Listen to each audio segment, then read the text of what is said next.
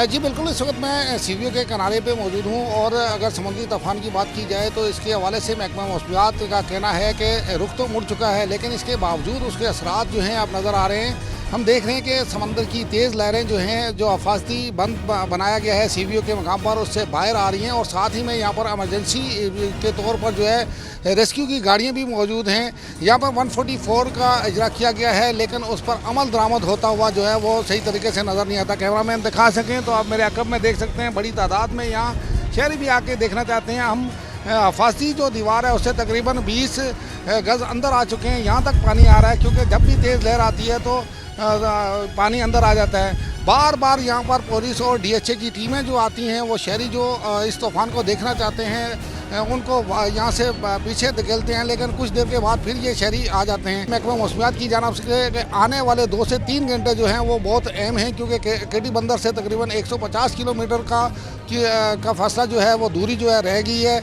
इस तूफ़ान की। और इसके साथ साथ अगर कराची की बात की जाए तो कराची से 245 किलोमीटर के दूरी पे ये तूफ़ान है, लेकिन इसके असरात जो है वो वाज़ह तौर पर यहाँ पर नज़र आ रहे हैं। जी।